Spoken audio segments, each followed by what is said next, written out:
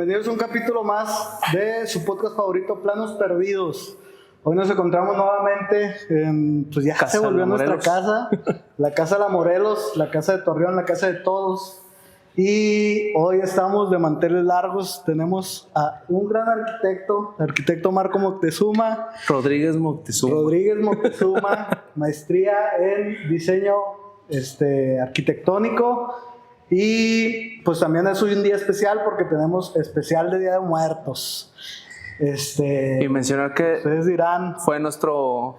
fue nuestro maestro, entonces ustedes dirán, Qué gusto tenerte aquí, Marco. maestro y colega. Ustedes dirán, ¿y por qué en Día de Muertos invitan al arquitecto Marco? Pues porque es el terror de los alumnos de arquitectura. Si un día te dio clases, un día soñaste con él. Un pedo así tipo Freddy Curesco de acá. Sí. Entonces, te quedaron secuelas. Día de Muertos, Halloween, exacto. Todos tenemos algún trauma de Nada, es cierto.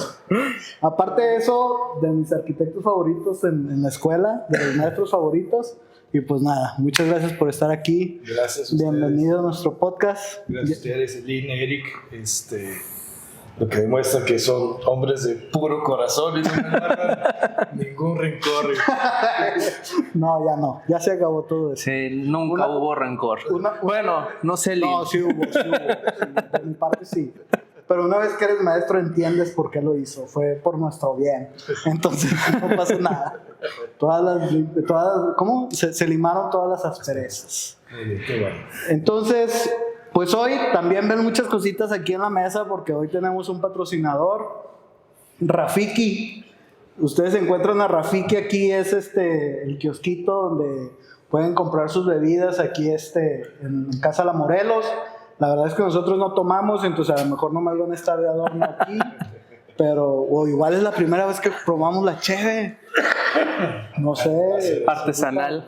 A ver si nos animamos. A a probar el alcohol. Y pues nada, bienvenido Arqui. Muchas gracias. Chavos, muchas gracias por verlo. Y como ya lo dije, especial de Día de Muertos. Entonces, hoy vamos a hablar de un edificio que tiene que ver con los muertos. Pero antes de empezar con el tema, me gustaría platicar para nuestros escuchas de otros países que hemos recibido correos de Islandia, no quiero decirte más porque no quiero verme. ¿Sí? Yo entiendo. Ok, entiendo perfecto. Entonces hay mucha gente que no sabe qué es el Día de Muertos en México. Ok. Entonces, el Día de Muertos en México es una festividad muy tradicional. Yo creo que es la más emblemática, ¿no? En el país. Yo creo que sí. Sí, es la más emblemática en el país, en la que todas las familias visitan los panteones y recuerdan a todas las personas, a todos sus difuntos. Y les hacen, incluso en sus casas les hacen un altar, ponen la comida que a ellos les gustaba, ponen las bebidas, la cajetilla de cigarros ahí para el señor que nunca quiso dejar el cigarro. Que lo mató el cigarro. El señor que lo mató el cigarro, se lo ponen para que, pues ya, ni modo que lo mate 2 veces, loco. Entonces, eso es el Día de Muertos. Y les preparé un poquito sobre el Día de Muertos. Entonces, ahí les va. Imaginemos esto. El aire se espesa, pero no de frío, sino de aroma. Un aroma dulce a pan de muerto, horneado con esencias de azahar que simbolizan los huesos del difunto y la corona de flores. Un aroma resinoso a copal e incienso, humo que asciende para purificar la casa y trazar un camino etéreo. Y sobre todo, el aroma terroso punzante del cempasúchil, la flor de muerte. Miles de pétalos de color naranja y amarillo brillante con fragmentos de sol. Se aparecen desde la tumba hasta la casa. Es una ruta luminosa, un puente de flores. La única forma que el alma, fatigada de su largo viaje desde el Mictlán, tiene para encontrar el camino de regreso. En el centro de cada hogar se alza el altar de muertos, una escalera de colores vivos, una arquitectura efímera construida para los ausentes. Ahí el vaso de agua para saciar la sed del camino, las velas que son luz de la fe y la guía de su regreso. Su platillo favorito, el mole con pollo, el tequila añejo, la cajetilla de cigarros. Todo está en la casa para recordar a nuestros muertos. El Día de Muertos no lloramos, reímos, comemos y contamos las anécdotas del que se fue. Comemos calaveras de azúcar con su nombre escrito en la frente, los desafiamos, nos burlamos de él y lo celebramos, porque mientras lo recordamos, el muerto sigue vivo con nosotros. Es una visita de una noche, un reencuentro familiar en torno a la mesa, donde vivos invitan a los muertos a la fiesta de la memoria. Es la convivencia que la vida y la muerte es la convivencia, la convicción de que la vida y la muerte son inseparables, dos caras de la misma moneda. Esta celebración actualmente es Patrimonio Cultural Inmaterial por parte de la UNESCO. Y pues podría seguir, pero no se trata de eso. ¿Ustedes ponen altar? Yo sí. ¿Tú sí pones altar? Después de haber visto la película de Coco, me sentí culpable y dije, no mames, sí. Es lo mismo, y qué contradicción de que una película... Ajá, como que estiró las orejas de... Exacto. Y sé que tiene que ver muchos mexicanos en la producción, la dirección y en las canciones, todo eso, pero sí, yo me sentía muy ajeno a la celebración. Ajá. Y sobre todo porque en el norte no estamos tan acostumbrados a poner el altar. Pero, y yo lo veo con mis hijos y ya lo están haciendo de nuevo, y la verdad es que se hace muy, muy bonito. Hay otra película que es de Disney, él es de Coco. Hay otra película mexicana. Sí, el libro de la vida, ¿no? Que iba a salir a la par. Sí. Iba a salir a la par y Coco la opacó. Okay. Yo no la he visto. ¿Tú sí la has visto? No me vi Coco. Creo que sí, porque creo que es de Guillermo del Toro, ¿no? Algo tuvo que ver Guillermo del Toro. Sí. Y dicen que también está muy buena. Muy buena. También está muy buena. Pues bueno, yo no pongo altar, pero yo soy de ir al panteón. Sí. Mi familia va al panteón, adornamos la tumba con cempasúchil. Es que ponle que no se ponga el altar como creencia de que sí regresan sino es como para recordar, ¿no? O sea, es más Exactamente. Sí. Que estén presentes, ¿no? No tanto la creencia de que regresan, ¿no? Así es. Pues recordar. Sí, pero es recordarlo, o sea, tomarse un día para recordarlos es lo bonito. A mí también. Es muy bonito eso. Y como lo desarrolló Coco, de que ahorita si no se acuerdan de ti desapareces. En el olvido se me hizo muy bonito, se me hizo muy bien esa película. Sí, está muy padre. Pero bueno, pues ya conocimos la parte bonita, la luz, los colores, que es la tradición mexicana. Ahora vámonos a otro lado del mundo, vámonos hasta Berlín, donde un arquitecto tomó esta misma idea de la memoria, de recordar a los difuntos, a recordar todo este trauma, el viaje de las almas, y la transformó en un edificio diseñado para cambiar o para tratar de concientizar esta pues, experiencia que hubo, ¿no? ¿Por qué? Preguntémonos esto. ¿Qué pasa cuando la muerte no fue un ciclo, sino un corte brutal? Cuando la vida fue arrancada y la memoria borrada con saña. Hoy hablaremos de la muerte como un descanso. No hablaremos de la muerte como un descanso, sino como un vacío ensordecedor. Hoy hablaremos del Museo Judío de Berlín. ¿Lo conocen? Claro que sí. Claro que sí. Ok. La obra de hoy fue diseñada por Daniel Libeskind y más que un museo, es una herida abierta en la ciudad. Es un grito silencioso. Es una obra que rompe las reglas de la arquitectura convencional y nos obliga a todos a sentir la historia. ¿Vas a hablar un poco más de Libeskind? Sí. Ok. Bueno, nada más para preguntarle a Marco qué piensa de Libeskind. O nos esperamos. Primero vamos a hablar de Berlín. Ok. ¿Qué estaba pasando ahí? De mis ciudades favoritas, muy bien. ¿Ha sido? Sí. Sí. ¿Y qué tal? En varias ocasiones y no te puedes acabar la ciudad. La ciudad más interesante del mundo es la Ciudad de México. Eso ya no me... O sea, para todos los que dicen Europa y esto, la Ciudad de México se lleva de calle a lo que me pongan enfrente. Pero Berlín han sucedido tantas cosas en esa ciudad, o sea, todo lo que tiene que ver con la Guerra Fría, con la Segunda Guerra Mundial, con Hitler, con el muro, etc. Entonces en esa ciudad han pasado cientos de cosas y es increíblemente interesante. Y edificios hay en cada esquina, cosas de que hablar de Berlín. Hay muchos museos preferidos. A mí me pasa mucho, yo creo que hasta ahorita, o sea, ya a mis 30 años, apenas estoy como que entendiendo y viendo el mundo de una manera diferente. O sea, ya después de haber estudiado arquitectura, después de todas las experiencias que he tenido, hasta ahorita yo digo, puta, güey, si yo hubiera vivido, si yo volviera a vivir lo que he vivido con las experiencias que ahora tengo, wow. Entonces, no me imagino las experiencias que tú tienes y luego visitar, yo nunca he salido del país, visitar otra ciudad ya con todo el conocimiento, las experiencias, debe ser increíble, ¿no? Sí, la primera vez que yo me fui a Europa, creo que fue el viaje más aburrido que he hecho en toda mi vida, porque iba con unos amigos de la maestría allá en México, Okay. clavadísimos de arquitectura, o sea, Okay. sabían que cada cuando iba al baño tal arquitecto, etcétera, o sea, entonces fue como un tour de arquitectura por muchas ciudades Okay. de Europa, y en especial estuve mucho en Berlín, porque ahí hay muchísimos edificios que visitar, muchísimos.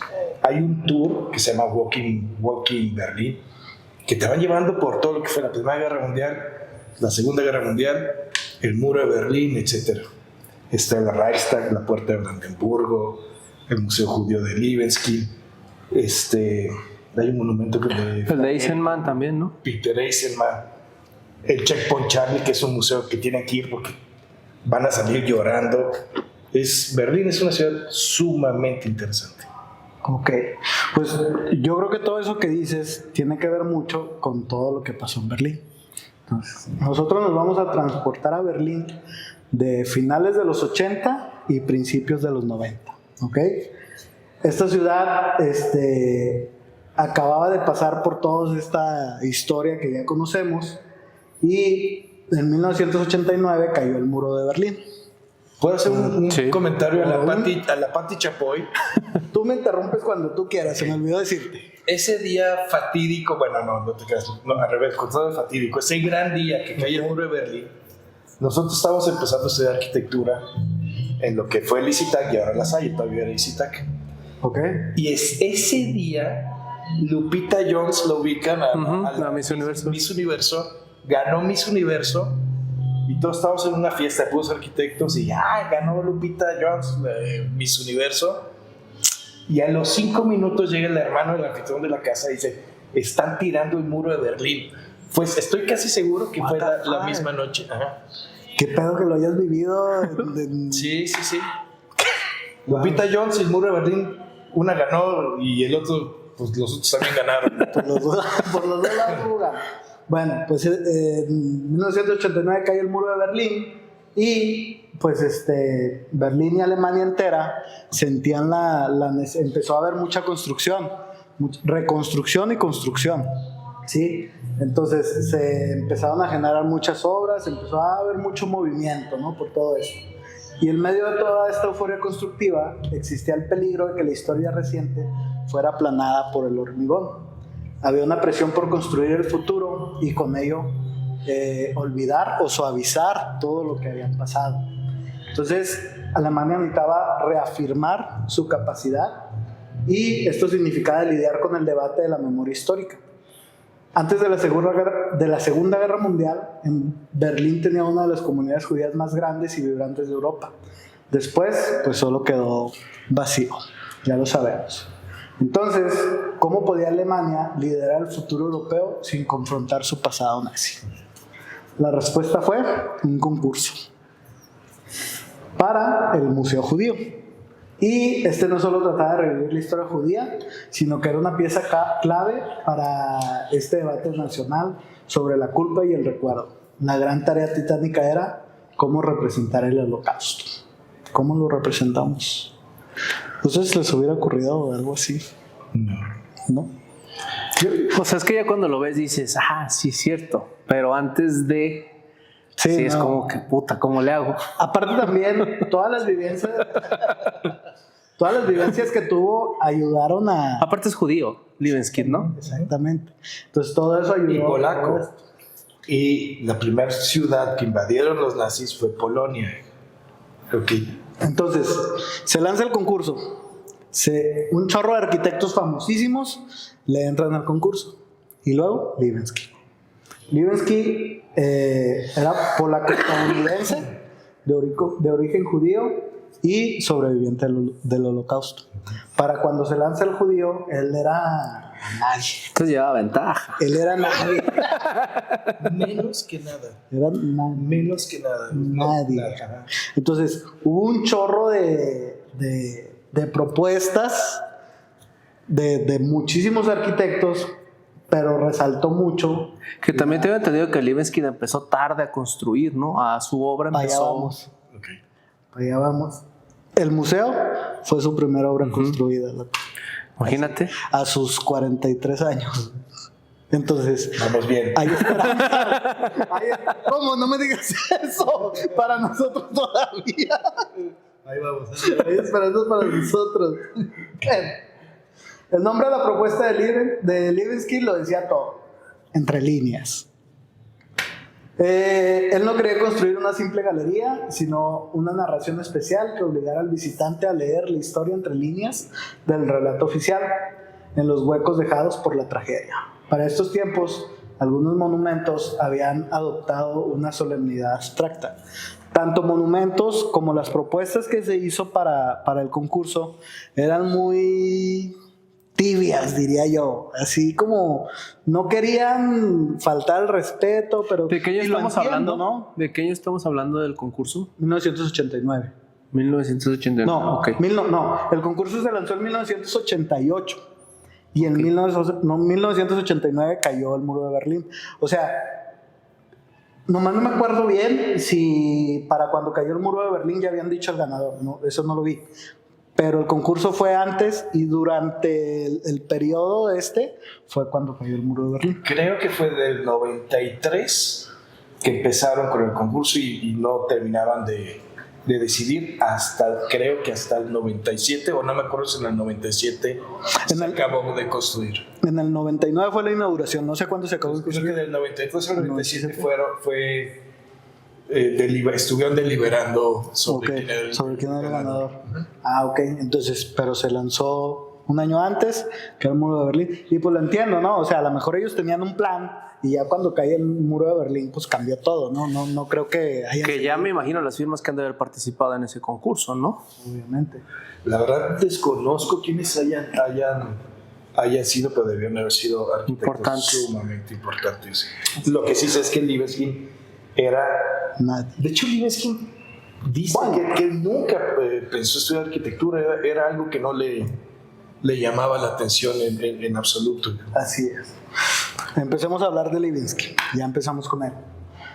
Nació en 1946 en Lodz, Polonia, inmediatamente después de la Guerra Mundial. Un año después de la Guerra Mundial. Exacto. Sus padres fueron sobrevivientes. Él tuvo muchísimos familiares que perecieron durante todo esto que pasó.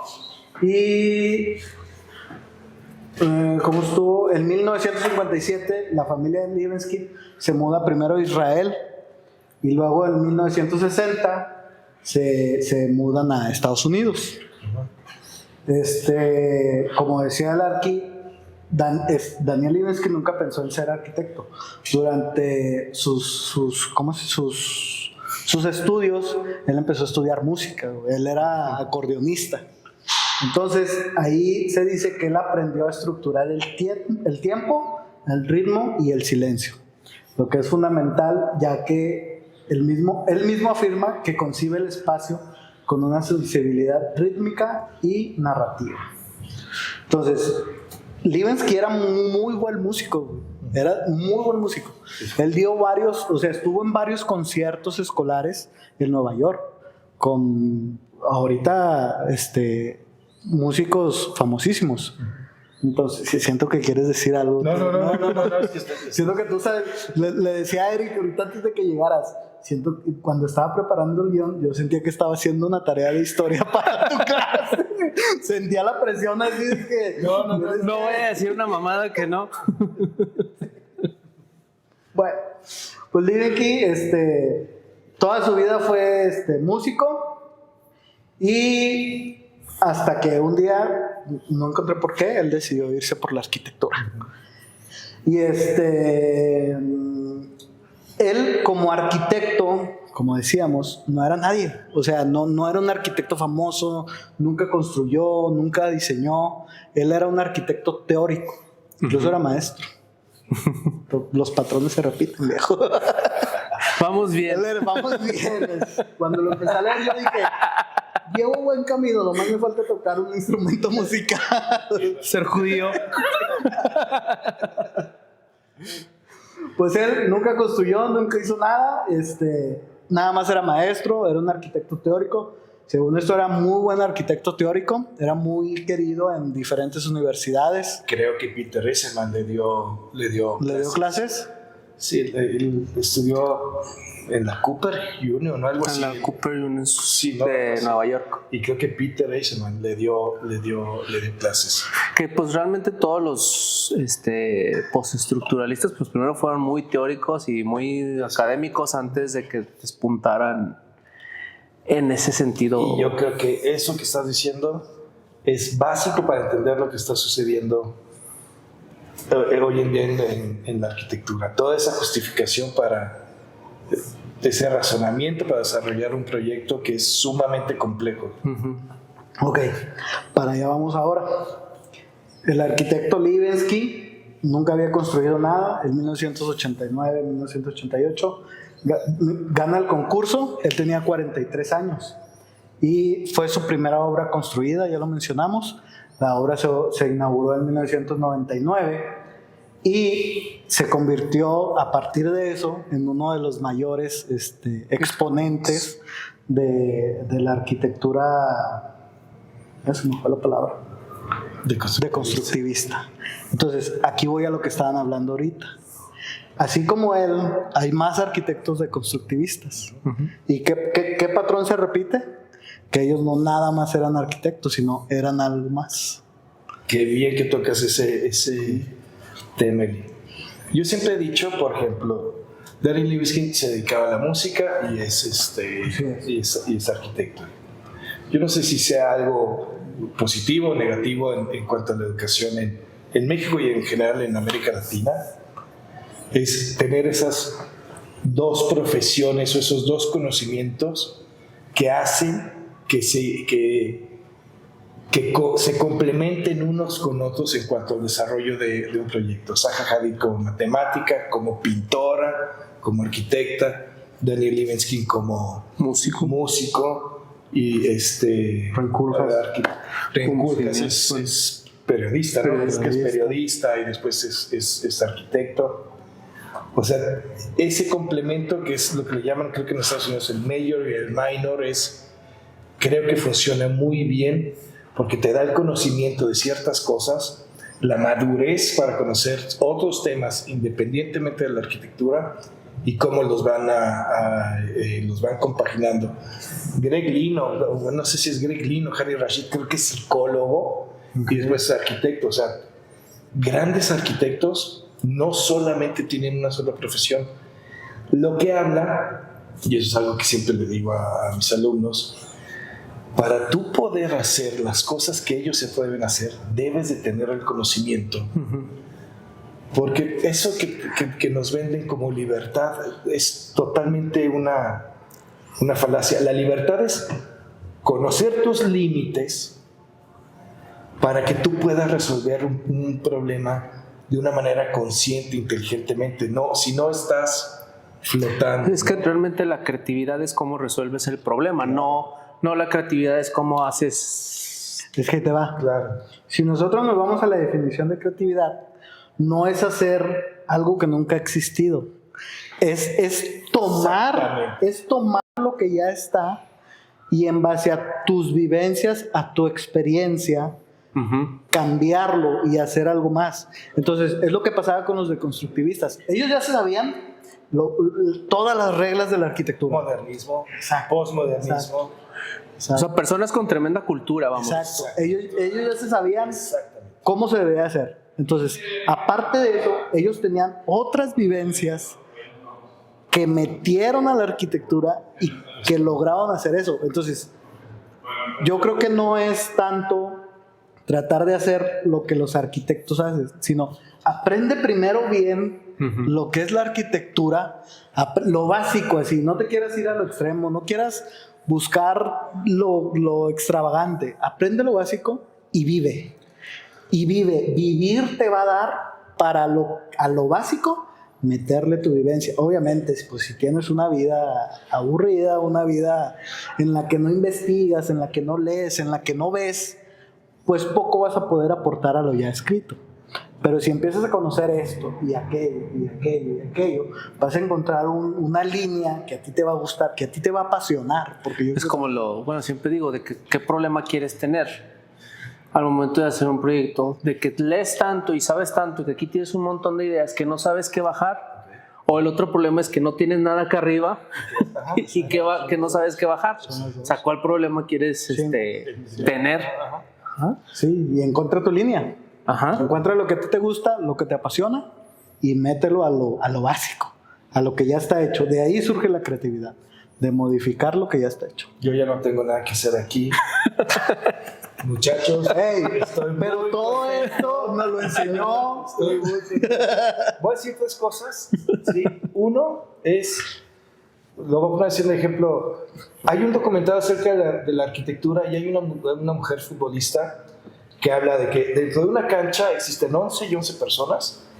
¿Quién es el mejor? El que dentro de esos límites y con esas 22 personas jugando al mismo tiempo se sale con la suya, pero no puedes salirte de esos límites. Se me hace una definición muy sencilla de entender. La segunda es Chillida, que es este arquitecto español, que dice, al contrario, a mí entre más límites tengo en un proyecto, en un problema, más fácil es encontrar la solución a algo que no tiene respuesta. Como antes te interrumpo, Bernard Tschumi tiene un cartel de una mujer amarrada del bondage que dice, entre más nudos tienes, más placentero hacer la arquitectura. Ahora que está bien con su vida, pero tiene toda la razón. Es esa. Y la otra es la definición de diseño que más me gusta a mí, es la más simple, no es la de los grandes arquitectos, es la de los ingenieros en general. ¿Qué es diseñar? Es resolver un problema.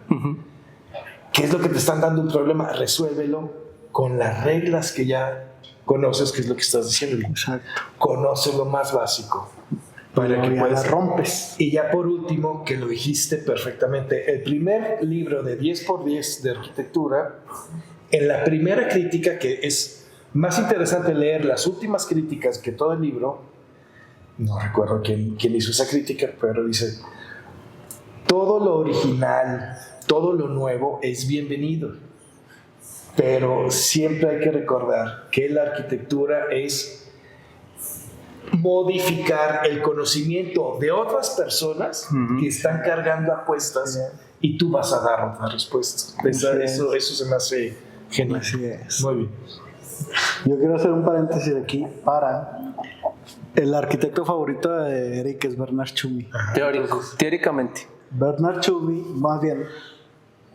O sea, no en cuanto a su obra. Es para Eric lo que Daniel Libeskind. No, ¿No? Daniel Libeskind me gusta mucho. Okay. Pero no, para mí mi arquitecto favorito es Peter Zumthor. Para mí es un trabajo tenías que hacer. Escogimos Libeskind por el tema, hablar de muertos, y que de hecho deberíamos hablar de arquitectura mexicana, pero estoy seguro que van a tener en un futuro, en este gran podcast, van a tener, ¿si es podcast? Sí. Van a tener a maestros o gente que conozca mucho más de arquitectura precolombina, que yo. Por eso pido una disculpa.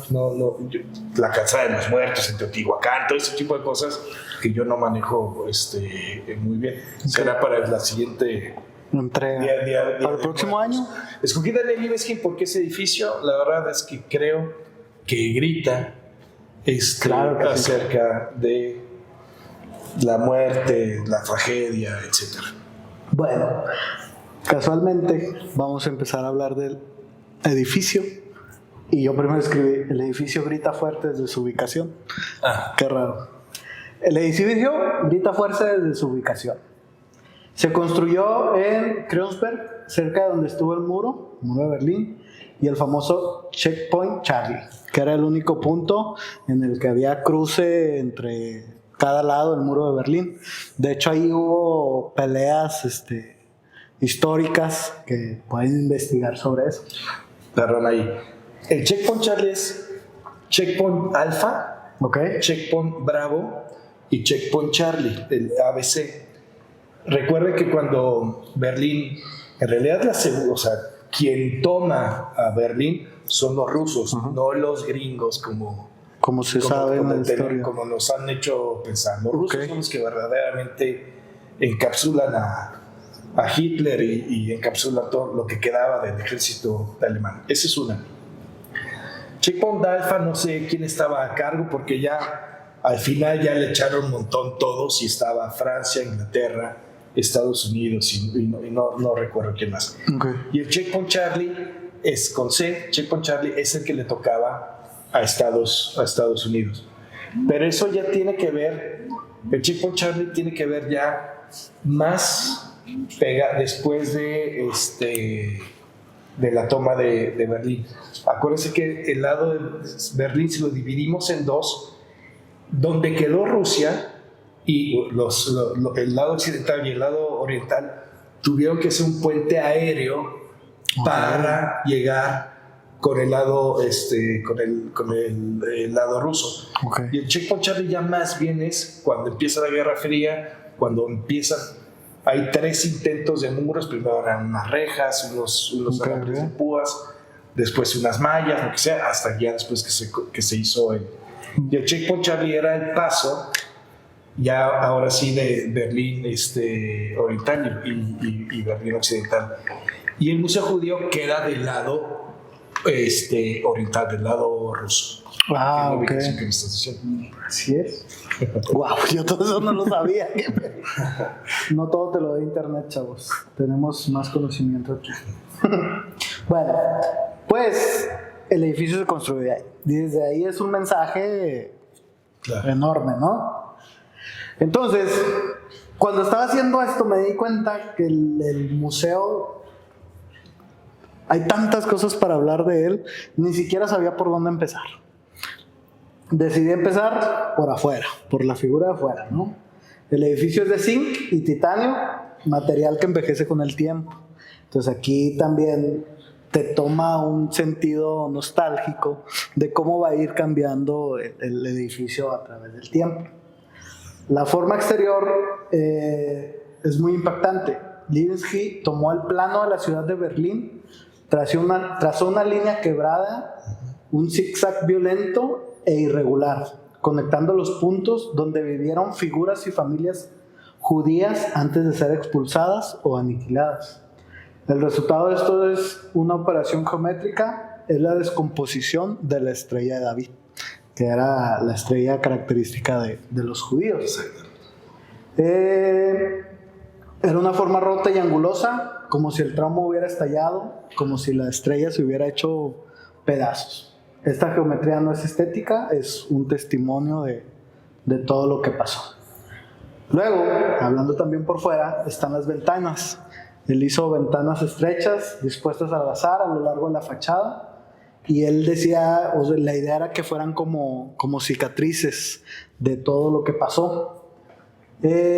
También a mí me sorprendió que estas rajas estaban dispuestas en un patrón que conectaba los puntos donde se ubicaban las casas de los judíos ilustres de Berlín antes de ser expulsados. O sea, él agarró un plano, lo puso sobre la fachada y empezó a colocar puntos, y ahí colocó las ventanas, y que para él significaban como una topografía de terror, decía él. Eso por fuera. ¿Algo más que me haya faltado por fuera? No, perfecto. ¿Seguro? Muy bien, ¿no? ¿Cuánto tengo? Eso lo habrá hecho en sexto semestre, era esto, güey, no ahorita.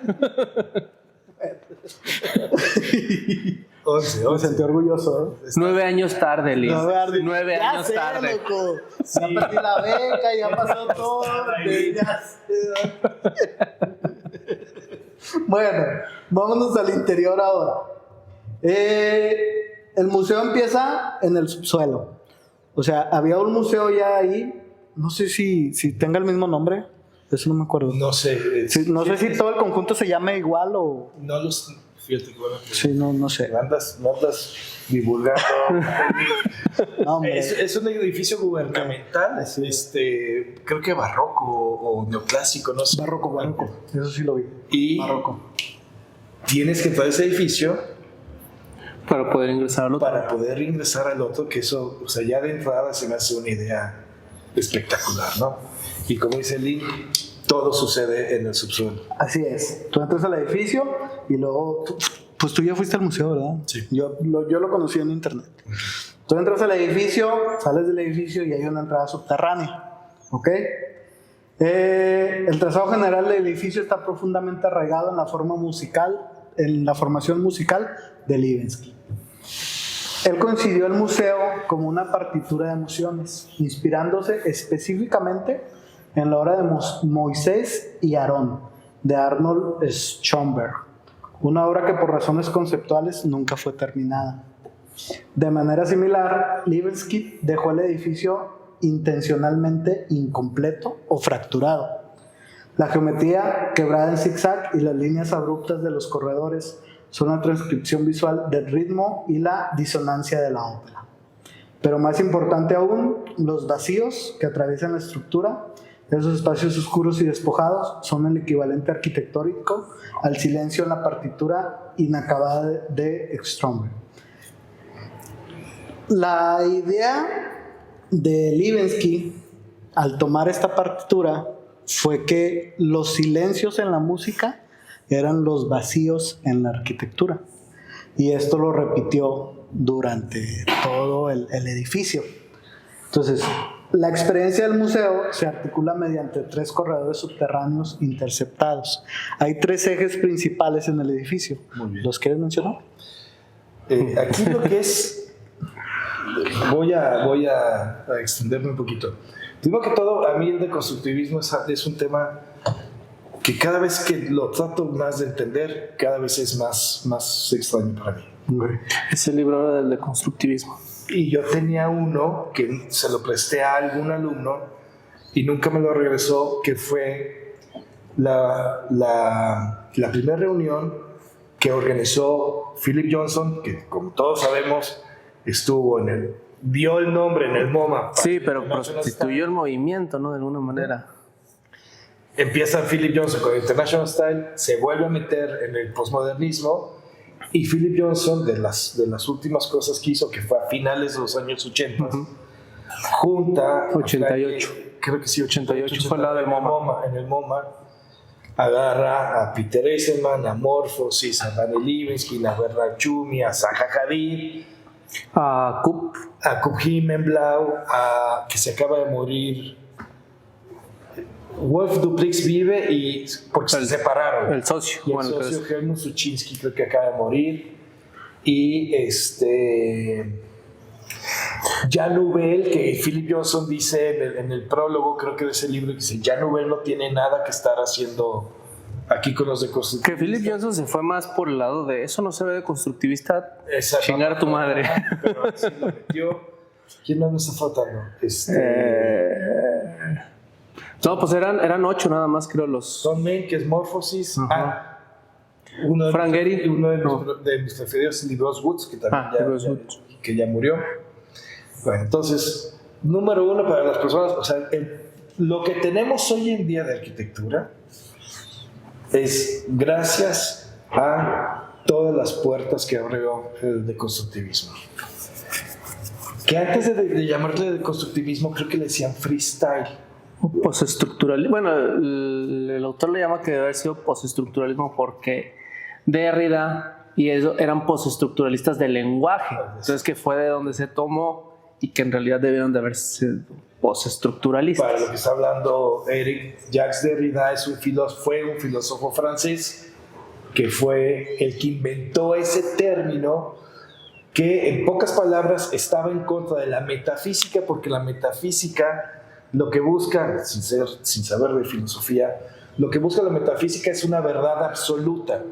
Y lo que peleaba Jacques Derrida es toda la abstracción de un pensamiento en donde lo que tú pienses o lo que tú pienses o lo que yo piense, bueno, sobre todo enfocado en la literatura, Sí. es él no se enfocaba en lo que leía en el libro, sino que él lo que trataba era ver más allá de lo que el autor estaba viviendo o sintiendo en ese momento, y por lo tanto escribía tales cosas. Entonces, y das el concepto de rizoma. Entonces, él en eso es como esas ramificaciones donde se va por y las dicotomías y las juxtaposiciones de lo bueno, lo malo, día, noche, etcétera, etcétera. Entonces, el deconstructivismo es algo que alguno de estos arquitectos, y no sé por qué me late que fue Bernard Tschumi, dice, ese término se parece a lo que estamos... Bueno, fue Eisenman.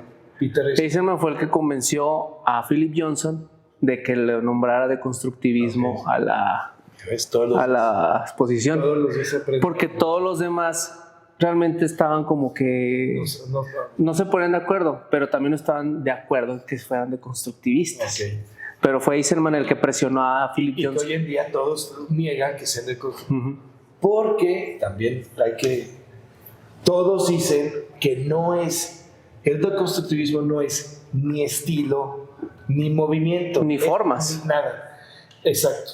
Bueno, sí, no. También toma del constructivismo ruso, pero aquí lo más interesante es para todos los diseñadores, en todas las disciplinas, no es un movimiento, no es un estilo, es una herramienta para que tú puedas abrir toda tu capacidad y poder justificar un proyecto o hacerlo un proyecto.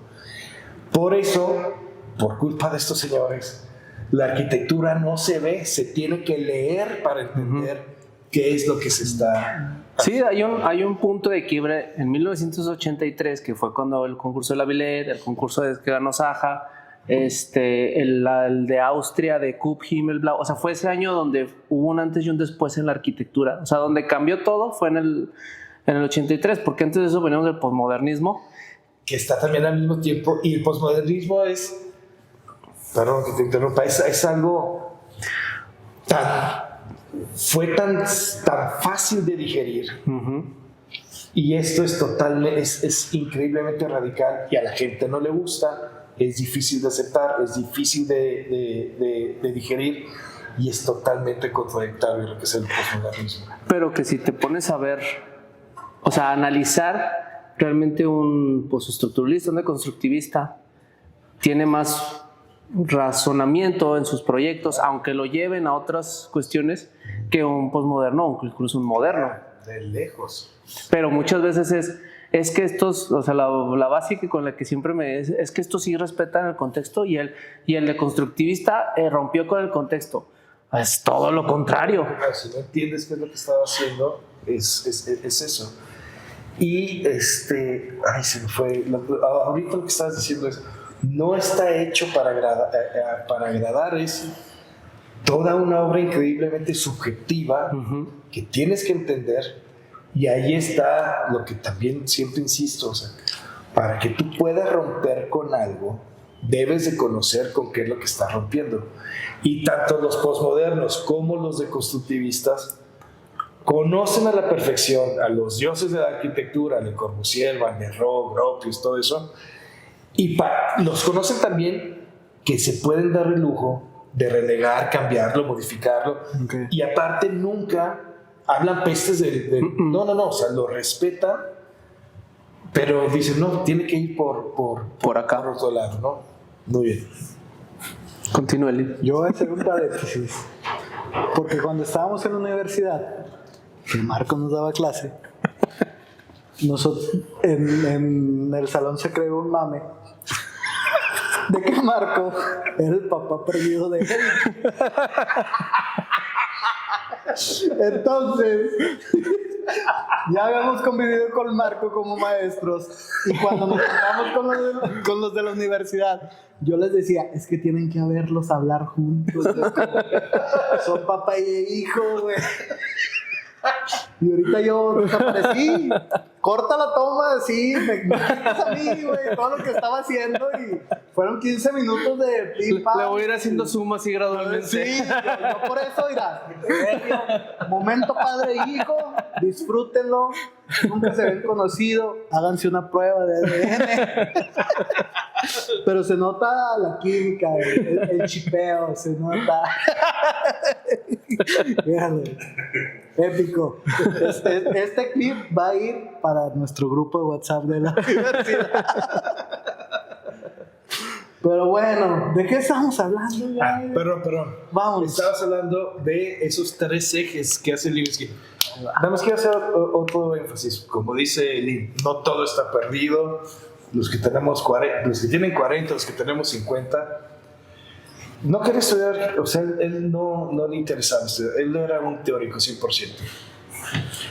Se va a vivir a Berlín. Aquí otro dato muy importante. Cómo las mujeres están tomando. Ya salió ahora la esposa de Alvarado, la esposa de Miss Van der Rohe, todas las mujeres mexicanas ahorita que está Tatiana, Frida Escobedo. Frida Escobedo. O sea, toda la vida ha existido mujeres importantísimas. Dennis Scott Brown. De la esposa de Robert Venturi. De Robert Venturi. ¿Cómo las estuvieron? Estos machistas las tenían totalmente opacadas. Y la esposa de Daniel Libeskind, ignoro si es arquitecta o no, pero ella fue la que dijo, vamos a Berlín, ahí te quedas. Y entonces es muy parecido a lo que le pasó a Hudson con la ópera de Sydney. Entregó unos bocetos ahí sin nada y generó interés y lo estuvieron. Cuando delibera un jurado no es algo que se toma una decisión un día ya, o sea, pasan mucho tiempo. Para el Museo de la Reina Sofía, yo creo que han hecho como 20 concursos hasta que... fue el de Koolhaas, ¿no? No, ya de Jan Nouvel, creo. Fue el que ganó Jan Nouvel. Lo de Reina Sofía, pues, hubo concursos y concursos año tras año. Entonces, lo que pasó ahí en Berlín, y hay una entrevista con Libeskind que le dicen, ¿y tú qué has hecho? Yo no he hecho nada. ¿Y por qué? Pues yo creo que por esto y esto y esto. Y si se pone a pensar, y todavía tiene todo en contra, o sea, no ha hecho nada, nadie lo conoce. Y todos le preguntan, es judío. Sí, exacto. Bueno, ese era su único. Pero cuando le dicen, ¿y qué vas a exponer? Y él dice, nada, no voy a exponer nada en un museo. Todo el mundo se queda, esto no, o sea, todo en contra para que ese edificio hoy en día sí expone porque merchandising, usaron cosas, pero originalmente no exponía absolutamente nada. Lo que decía Lynn, son 3 ejes. Uno es hablando de Alemania, Stelzheimer, continuidad. Sí, iba a decir esperanza. El eje de la continuidad, perdón. Adelante. Adelante, si quieres. Eso es, yo lo el otro es el eje del exilio y el otro del holocausto, ¿no? Así es. Son 3 ejes, pero se debe imaginar que están en un sótano en 3 pasillos distintos que no se expone absolutamente nada. Por favor, Benny. Están en un sótano. Tienen 3 ejes, 3 pasillos, 3 vías. Ustedes tienen que decidir. Esta es la idea inicial de este camino. Así como los judíos, tú tenías que decidir qué hacer. El primer eje, el de la continuidad. Que se va a hacer hermoso esto, ¿sí? Es el más largo. Conduce una gran escalera, la escalera de la continuidad, y finalmente a los pisos superiores, donde se encuentra la exposición permanente del museo. Que esta escalera es la que tiene las traves metálicas. Ajá. Así es. Cruzan de lado a lado. Que en realidad no son 3 pasillos, en realidad son 3 túneles. Hay una gran diferencia. Son macabros, angostos, etc. El que dice de la continuidad es el que te lleva a la luz y tienes que subir una escalera gigantesca O sea, tienes que hacer un esfuerzo físico, en pocas palabras, como para poder salvarte, ¿no? Tienes que hacer eso. No, pues ahí nos morimos. La idea de este... Sí, con estas chingadas escaleras.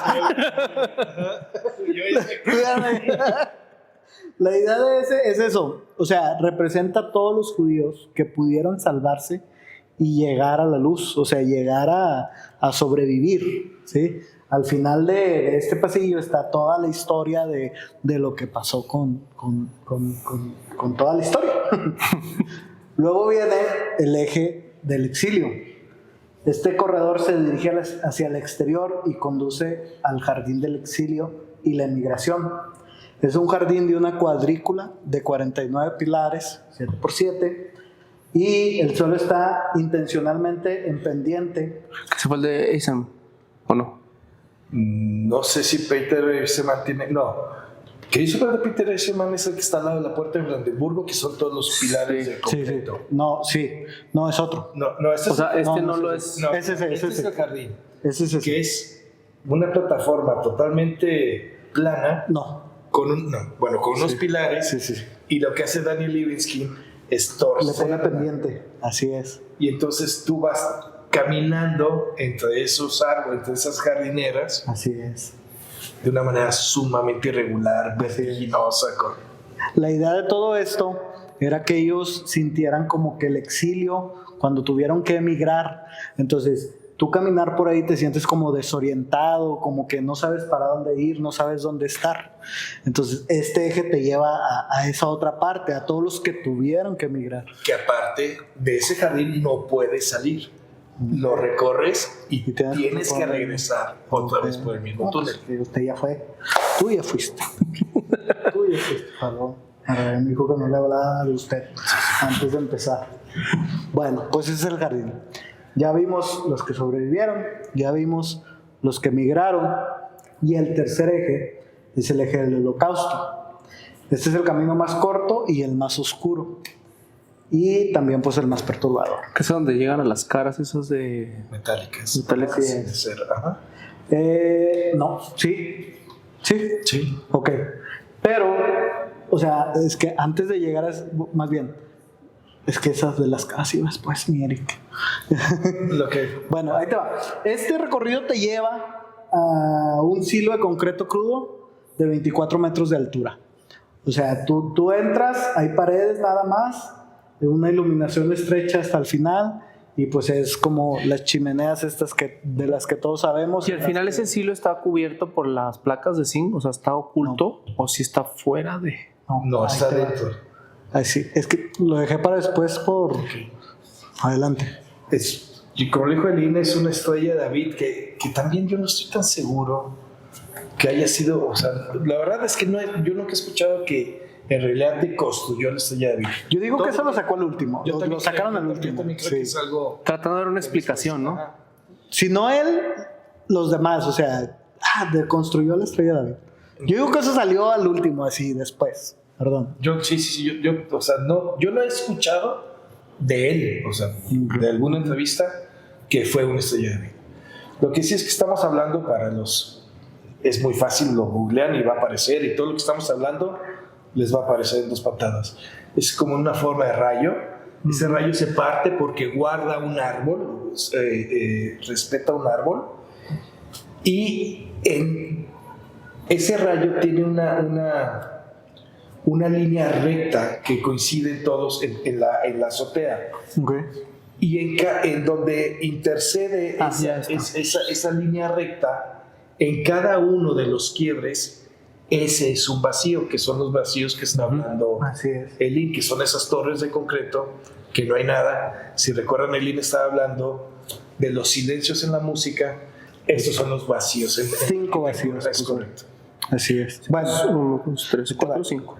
ya nos saltamos, pero vamos a recomponerlo. El primer eje era continuidad, los que salvaron. Segundo eje, exilio, los que emigraron. Tercer eje, holocausto. Llegan a la gran chimenea donde nada más se ve una luz. Para llegar a este eje, vamos a hacer un paréntesis de ahí. Vamos a hablar sobre el vacío. Que como ya dijimos, el vacío es las pausas en la música. Libeskind puso 5 vacíos en el museo. ¿Sí? A esos 5 vacíos tú no puedes acceder. Son bloques que no puedes entrar para nada, excepto a uno. Ese vacío es el vacío de la memoria. Y Chalechet se llama. Este vacío está antes de entrar al tercer eje, que es el eje del Holocausto. ¿Sí? En este vacío, del que sí puedes entrar, se llama Chalechet. Son 10,000 rostros de hierro fundidos, esparcidos por el suelo. Estos rostros, cuando tú pasas por ahí, hacen ruido, como son metálicos, ¿saben? De cuenta una carita así redonda, bueno, no están perfectas, pero se ve ojos y boca, ¿sí? Cuando tú pasas ahí por ellos, hacen mucho ruido porque son de metal. Son unas placas, no sé, como de... ¿1 pulgada? Como 1 pulgada, más o menos. Ahí están. Y todos son caras, son rostros. Así es. Que están regadas en el piso. Y pues obviamente si has pisado alguna vez una lámina, algo así, pues ese ruido que hace, entonces conforme vas pisando, estás escuchando ese ruido de lo metálico. Así es. La idea es esa, que tú estás pisando los rostros de los judíos. Entonces, aparte del ruido, tú sientes la incomodidad de sentir que estás pasando sobre las personas. Esa era la idea de Libeskind. Y pues ya, o sea, ese es el museo. Esa ¿cómo se llama? Esa obra de arte, esa composición es la más profunda, la más pesada de todo el museo, porque tú pasas sobre los rostros de los judíos. Entonces, una vez que se construyó el video, nos tenemos que ir ya más rápido porque el productor no hizo bien los tiempos y ya nos está apurando. Si no, aquí durábamos 1 hora más. Okay. Hubo muchas críticas para el museo, ¿sí? Ellos creían que esto era una forma de turistificar la tragedia. Okay. Entonces ellos tuvieron que aparte, ya una vez que se hizo el museo, hubo críticas como esta de turistificar. Ahora en el 2019 hubo más críticas sobre Israel y todo. No, y las que se van a venir, por cómo están las cosas. Exactamente. Entonces, vamos para allá. A final de cuentas, yo creo que no se trata de eso. O sea, el museo no es más que un recuerdo de lo que hicimos mal y no tenemos que volver a repetir. Entonces, y si no está eso ahí para recordárnoslos, lo podemos volver a repetir.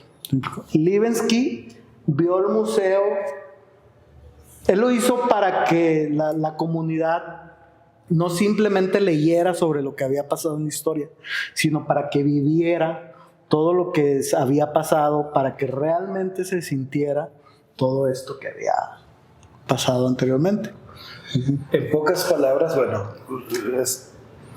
no sé si tú te sientas en una incomodidad terrible cuando visitas ese museo. Ya ahora sí lo tuvieron que ¿cuál fue tu palabra? Turistificar, porque en realidad era un edificio vacío. Y la intención de Daniel Libeskind, que tú sintieras el dolor de un campo de concentración, de ser un judío en ese momento, yo creo que lo logró a la perfección. Sí, claro. Y lo que estábamos hablando ahorita antes de empezar con el programa es qué ironía lo que está sucediendo hoy en día. Así es. Que siempre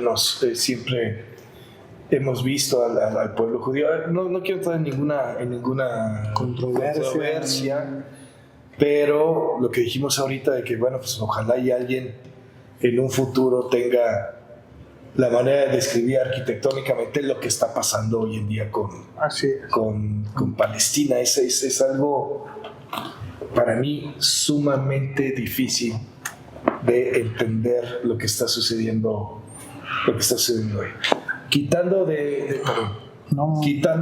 Haciendo de lado este comentario que no me lo podía guardar. para todos los estudiantes de arquitectura que nos están viendo tenía absolutamente todo en contra. Él no quería ni siquiera ser arquitecto, no era de los mejores estudiantes.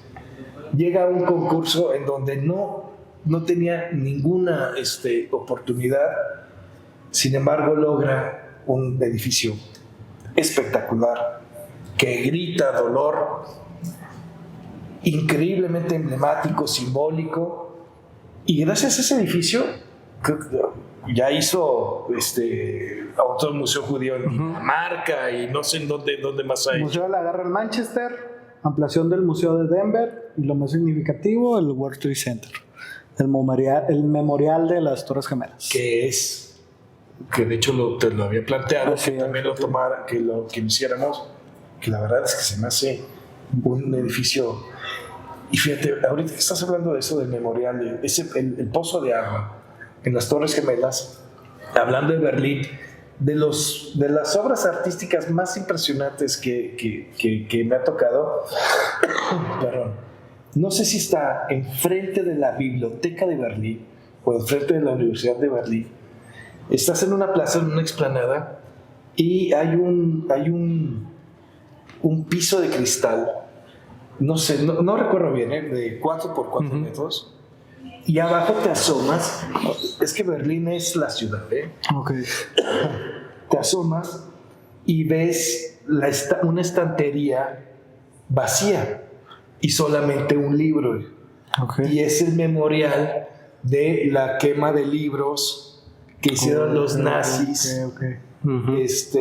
Antes de Achtung, no sé cómo se llama cuando empiezan a perseguir a todos.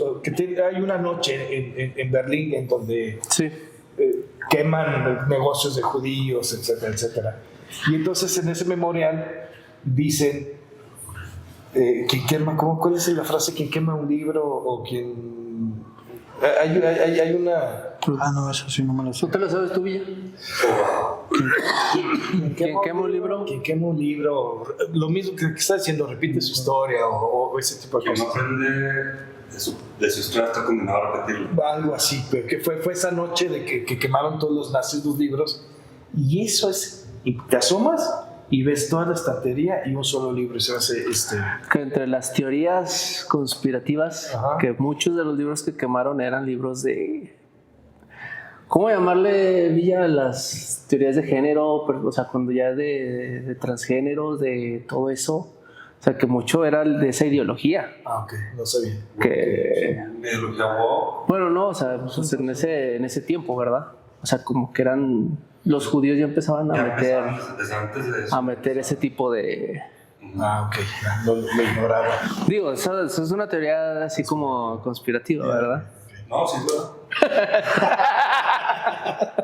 Obvio, es verdad. Bueno, cerremos. ¿Por qué elegimos este tema? En México levantamos altares con comida, fotos y flores para honrar a nuestros muertos. En el Museo Judeo, Libenski levanta un altar de vacío. Su ofrenda no son objetos, sino la experiencia emocional. Si el Día de Muertos es el día en que la barrera entre vivos y muertos se disuelve, el museo es un lugar donde los muertos se comunican a través del espacio. El silencio, la oscuridad y el desequilibrio son los mensajes cifrados de los ausentes. El edificio nos obliga a detenernos y sentir la presencia de una ausencia masiva. En este Día de Muertos, mientras honramos a nuestros seres queridos con luz y color, recordemos también las tragedias que la humanidad nunca debe olvidar. Libenski nos dejó un edificio que es un recordatorio permanente. El vacío es también una forma. Y la memoria, aunque dolorosa, es la arquitectura más resistente. Qué bonito. Arquitectura de los mejores maestros. Qué bonito, no. Qué bonito, muy bien. Pues nada, ese fue el museo. Nos han de quedar como 5 minutos. ¿Algún mensaje, Arqui, que quiera a los alumnos? Que ya no sean tan... algo. No. Eso, muchachos, nunca es tarde. Nunca es tarde. Y que es una carrera longeva, ¿no? O sea, darles a entender que es. Claro. Y de resistencia. Tienes que estar.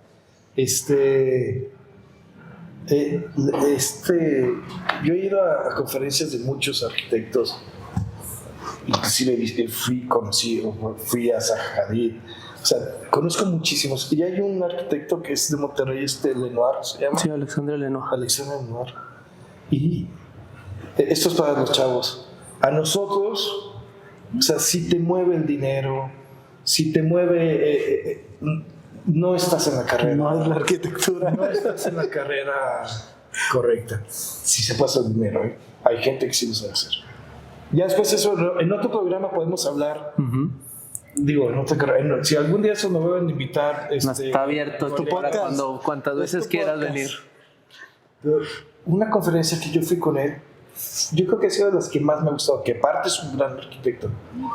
Esta arquitectura se trata de pasión. La pasión no te mueve el dinero, no te mueve nada. Y Daniel Libeskind, y yo creo que todos nosotros que amamos esta carrera, es pasión. No te puede llamar la atención absolutamente nada. Lo que haces o lo que hagas, que te cueste o no te cueste trabajo, lo haces con mucho cariño, con mucho amor. Y este es un edificio, Daniel Libeskind es eso. Así es. Lenoir, lo que dice. La arquitectura es pasión, no te debe de costar y disfrutas absolutamente todo de lo que estás haciendo. Así es. Si no lo estás disfrutando, no es ahí. No es va ahí. por ahí, no va por ahí. Mi Eric. Pues nada, agradecerle a Marco que estuvo hoy aquí en el podcast. No, muchachos, colegas, Oye, nos faltó estoy tiempo, encantado. Nos faltó tiempo, loco. Allí hay 2 o 3 temas que podemos, si claro, algún día claro. me vuelven a... No, claro que sí, Cuantas claro veces que sí. quieras venir. No, pero nos faltó demasiado. Sí, Porque yo tengo muchos reclamos, muchas anécdotas que hacer. Y las voy a guardar para el próximo episodio. Eric no, porque era su papá. Pero yo sí. Ya me dijeron, mira, y la verdad es que no lo recuerdo. ¿Y cómo va la canción? Si no me acuerdo, No pasó. Ajá. Pues nada, chavos, ya saben, compartan, comenten, suscríbanse. Arqui, muchas gracias por estar aquí. Gracias a ustedes. Estoy segurísimo que lo vamos a tener 1, 2 o 3 más, porque de verdad estuvo increíble. Y podemos tener otras pláticas menos densas con respecto al tema. Hay gente, podemos hacer otros temas más tranquilos. Muy bien. Para Gracias. que vean. Pues nada, chavos, nos vemos, cuídense, mi Eric. Algo. Pues nada, lo Arqui. mismo, que se suscriban Gracias. y Sigan. que vean el capítulo. Échenle ganas, porque ya vieron que el Arqui está. Nada, chavos, cuídense, los queremos, nos vemos en el próximo capítulo. Hasta luego. Bye.